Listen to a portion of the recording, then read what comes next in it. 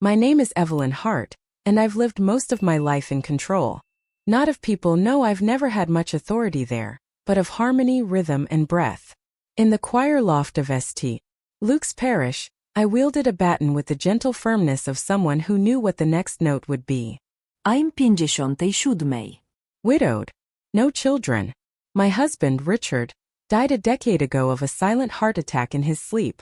We'd spent 34 years together, most of it peaceful, some of it cold, and all of it expected. There were no arguments, but also no arias. I mourned him the way I sang funerals, with reverence, restraint, and a certain practiced distance. After his death, I found comfort in the music ministry. Luke's wasn't a grand cathedral. It was a modest white chapel tucked at the edge of town, with old wood floors and a sanctuary that smelled of candle wax and hymnals. I poured myself into the choir. Sunday practices, Wednesday rehearsals, festival planning. It filled the space that had once been occupied by a man who, bless him, had never known how to fill me. I kept my blouses buttoned high, my lipstick neutral, my skirts long. Dignified. I told myself this was grace. Maturity. But I was just waiting. For what? I didn't know. Until Nathaniel. He arrived the way music does before a storm, subtle, stirring, and impossible to ignore. He was 26. Too young. Too bright-eyed. Too unaware of what he did to the air when he walked into a room. He had a voice that made sopranos forget their pitch and altos blush.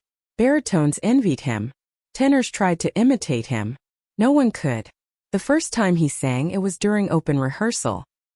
He'd come with his mother, a devout member of the parish who insisted her son had been blessed with talent. I expected the usual overconfident mumble from a boy coddled by praise. But when he opened his mouth, when that sound came out, the room stilled. It wasn't the strength of his voice that stunned me. It was the ache in it. There are singers who hit notes.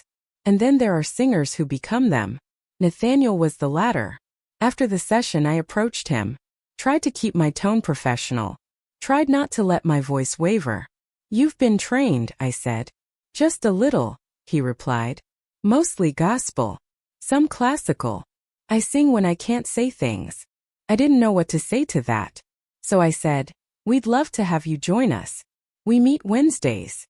He smiled. Not with his mouth, with his whole face. "I'll be there." And he was. Every week, punctual. Respectful. Kind. He called me ma'am for the first month. Until one evening, after he stayed behind to help me stack hymnals, he said, "Is it all right if I call you Evelyn?" It should have meant nothing. But it didn't. Crack something. I began to notice him in ways that made me uncomfortable. The way he leaned in when listening. The way he sang with his eyes closed. The way his laughter settled into my chest like something warm. I told myself it was admiration. Gratitude. Innocent. But innocence has a sound. It isn't the way my heart began to beat when he entered the room. One Wednesday after rehearsal, it was raining. Hard. Most of the choir had left.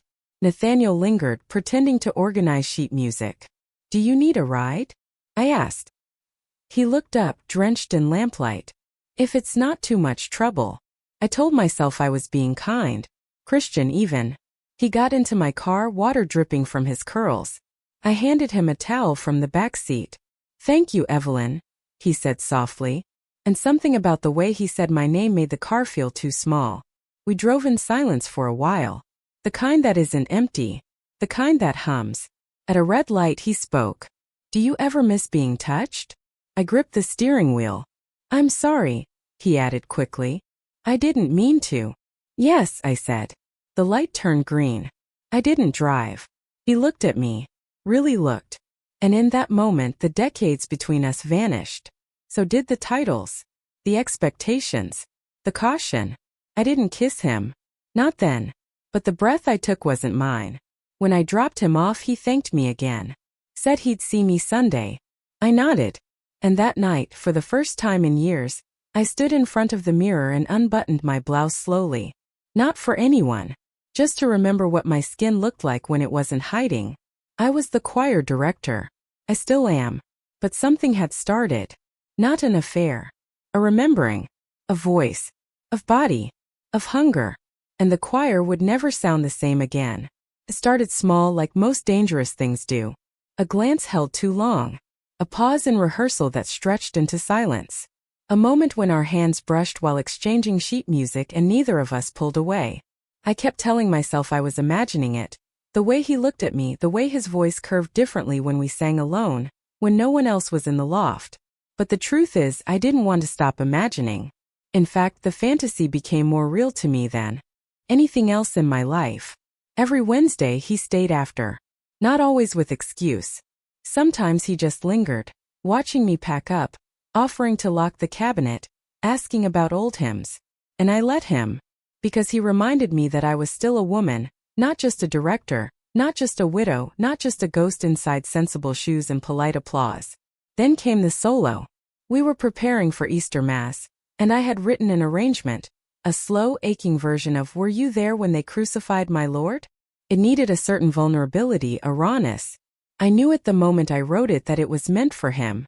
"Nathaniel," I said, handing him the sheet music, "would you consider singing this solo?" He took it from me gently, our fingers grazing again. He nodded. The next rehearsal he sang it. And I couldn't breathe. His voice cracked in the middle of the third verse. Not from lack of skill, but from feeling. The room fell silent, every eye on him, every ear suspended in reverence. Even the old stained glass windows seemed to pulse with color. My chest ached. Not from pride. From something deeper. Something that felt like longing and shame tied up in ribbon. When the session ended, people patted him on the back, but I kept my distance. I had to. My thoughts were too loud, my skin too aware. Later that night, my phone buzzed. A message from him. "I saw you crying during the solo. Are you okay?" I stared at the screen. Then with shaking fingers I typed, "I wasn't crying because I was sad." He replied, "I know." That was the first time I felt truly exposed, not as a choir director but as Evelyn. The woman who hadn't been held, hadn't been noticed in too many years. The next Sunday I avoided him. On purpose. I asked another choir member to conduct warm-ups. I needed distance, space, anything to quiet the rush in my chest. But during the offertory he caught my eye. Just once. That was all. Flicker. Promise. And that afternoon he showed up at my door. I hadn't given him my address. He said he asked his mother. "I just wanted to make sure you were all right," he said. "I know church makes you wear armor." I stepped aside. We sat on my living room couch, neither of us touching, both of us electrified. He asked about my late husband, about the choir's history, about the old piano in the corner. And then he asked softly, "Did anyone ever teach you how to be worshipped? Not for what you give, but for what you are." I think my breath caught so hard it scraped my ribs. I stood up, walked to the kitchen to get us tea, but I never poured it. I just stood there, hands trembling over 2 empty cups, wondering how I got to this age having never been asked that question. When I turned around, he was behind me. Not touching. Just near. "You don't have to say yes," he whispered. But I didn't say no. That night, nothing happened. Nothing. And everything. He stayed until midnight. We talked. Really talked. About faith, about loss, about bodies in silence. He played me a song he wrote when his father left. I played him a melody I'd composed and hidden in my drawer since 1993. And before he left, he touched my face, just lightly. Just once. As if I was something sacred. After he left, I didn't sleep. I sat at the piano until dawn, playing every dissonant chord I could remember, and crying not because I was afraid, but because I had finally been seen. It's strange how the sanctuary, a place designed for quiet reverence, can feel louder after a night like that.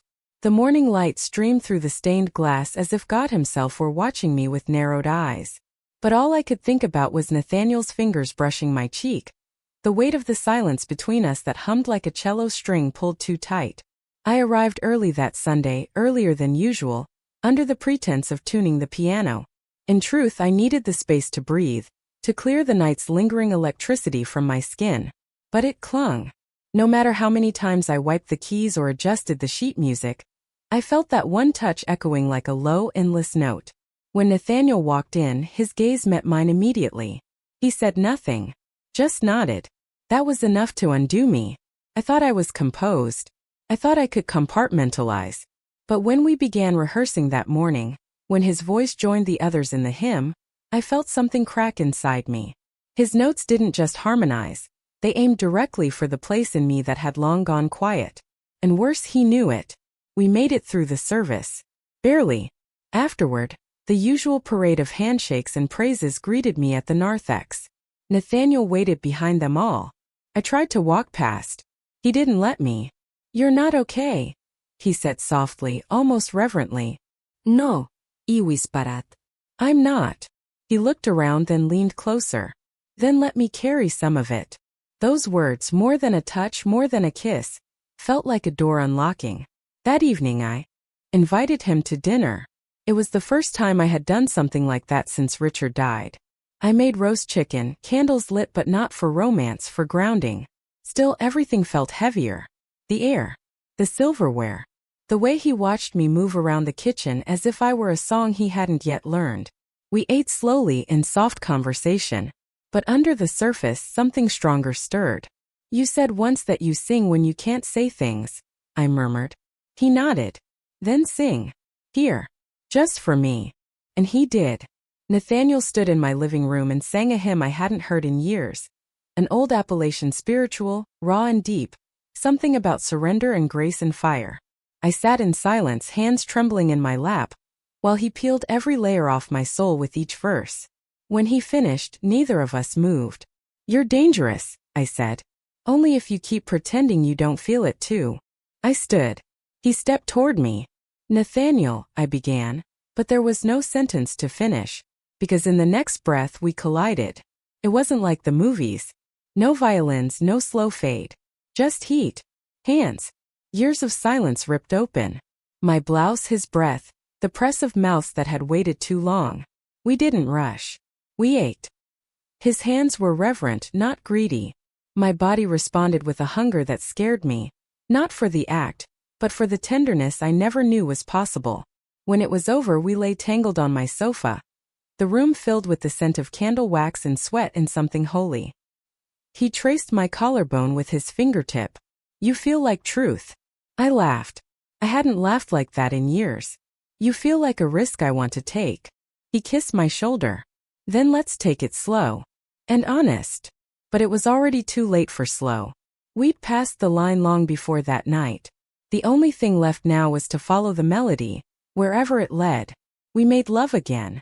And again. Not always with bodies. Sometimes just with words. His questions. My memories. The songs we sang together late at night at my piano. There were moments we didn't need to speak. Our silence was thick with understanding. With permission. But it couldn't stay secret for long. One afternoon, a member of the choir, Elaine, sweet but sharp, knocked on my office door. She closed it behind her. "Evelyn, can I ask you something?" she said carefully. "Of course. Is there something going on between you and Nathaniel?" I froze. "What makes you ask?" "He looks at you like a man in love. And you look lit up." I smiled tightly. "It's just the music." She nodded but didn't look convinced. After she left, I sat in my office for an hour, staring at nothing, heart pounding like I'd committed a crime. As maybe I had. But not the one they'd think.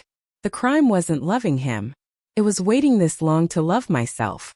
It began as whispers, faint as the rustle of robes between pews, soft as the hush that falls after a hymn. I caught it in glances exchanged behind folded bulletins, in the tightening of smiles that no longer quite reached the eyes. Luke's had always been a quiet place, but now the quiet trembled with implication. I told myself it was paranoia, that I was imagining the shift. But the knowing look in Elaine's eyes haunted me. And once a doubt is planted, it grows roots in every silence. Nathaniel sensed it too. He came to rehearsal with a hesitance in his step, a politeness too practiced. When we locked eyes, there was a question behind his gaze. Are we still safe? I didn't answer. That week, the church bulletin listed a surprise meeting of the parish board. Nothing unusual, but the timing stung. My name was mentioned too often in passing, followed by an unnatural pause. After rehearsal, a few choir members stayed behind, lingering near the piano. One of them, Mark, a tenor with more ego than tone, asked casually, "So, You and Nathaniel been working on something special. Just music, I replied evenly. He smiled not kindly. Sure. Music. That night, Nathaniel came over unannounced. He stood on my porch in the dark, hands buried in the pockets of his coat, shoulders stiff. I feel like I'm hurting you, he said. I opened the door. You're not. They're starting to talk. And you flinch now when I touch you. I didn't deny it. We sat inside without the usual warmth. No candles. No dinner. Just 2 cups of tea that went cold untouched. I can go, he said quietly. If this is making your life harder, I can stop coming. I don't want to ruin what you've built. I looked at him, really looked. The earnest fear in his eyes, the crease in his brow. This was no boy. This was a man willing to disappear for the sake of my comfort. And that somehow broke me more than any accusation ever could. I don't want you to go, I whispered. But I'm scared. Not of them. Of how much I want you. We didn't make love that night. We sat in the dark, fingers barely touching, hearts thudding in the shared knowledge that what we had was no longer just ours. The following Sunday, Father Thomas pulled me aside after Mass. Evelyn, may I speak with you privately? He led me to his office, a small room filled with dusty books and the smell of old incense. He didn't sit. Neither did I. You've served this parish faithfully for decades, he began. You've shaped generations with your music. But I have to ask, is there anything you need to tell me about your relationship with Nathaniel Ross? I didn't breathe. There's concern, he continued. Nothing proven. But appearances matter. Especially here. I met his eyes. He's a choir member. A gifted one. He nodded. And a young man. You're aware of the optics, I assume. That word. Optics. As if everything sacred could be reduced to appearances. We haven't broken any rules, I said. He sighed.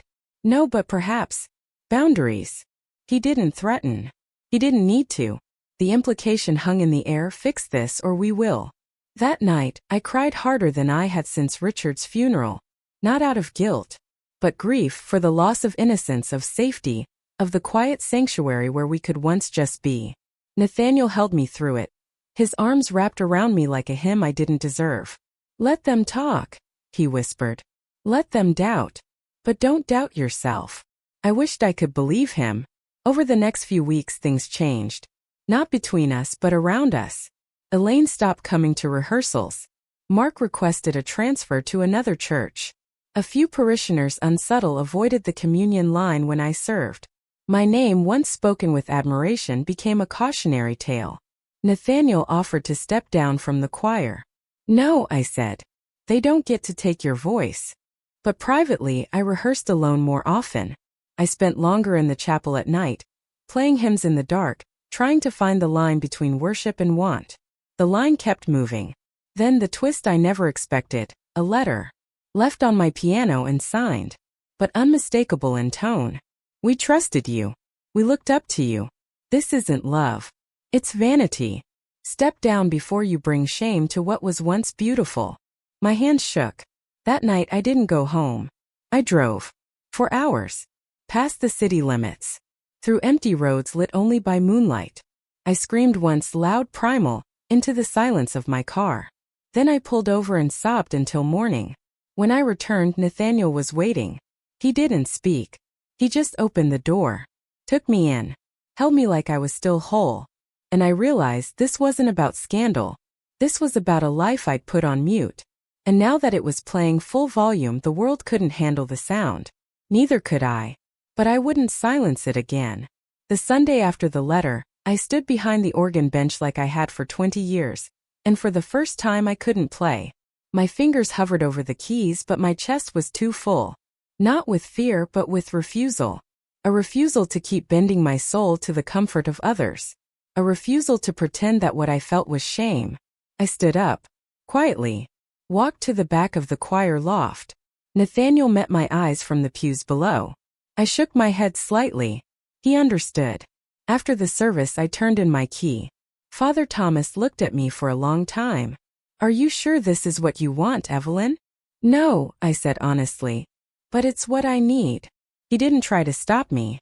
He just nodded and I walked out of the church I had loved, and been loved by for most of my life. I didn't cry. That night, Nathaniel and I sat at my kitchen table in silence. No candles. No grand declarations. Just hands touching across the wood. We lost something today, he said. We did. Do you regret it? I looked at him. At the man who had unwrapped the layers of me that even I had forgotten. Not even a little. It wasn't easy those first few weeks. My phone rang less. My inbox quieted. My world, once full of community, shrank into a single living room. But within that space something grew. We started recording music together. Not for church. For us.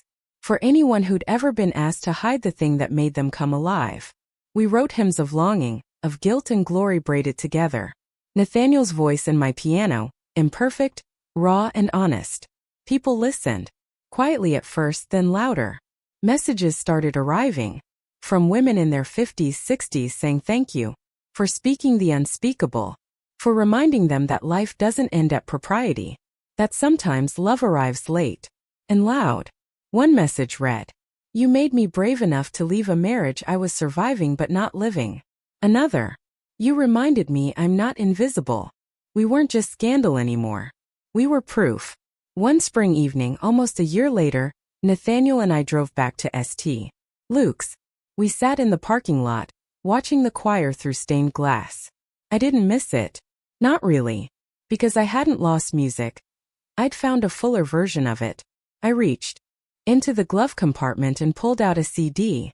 Our first finished album. Want to drop it in the donation box? Nathaniel teased. I laughed. Let's just drive. And we did. We took the back roads. Through hills and trees and towns too small to name.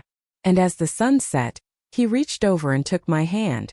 You don't flinch anymore, he said. No, Ismilat. I finally understand the difference between fear and respect. He looked at me. Do you still hear music when you look at me? I leaned my head on his shoulder. I hear the whole damn choir. We didn't need a church to feel divine. We had each other. And the song, our song, was still being written.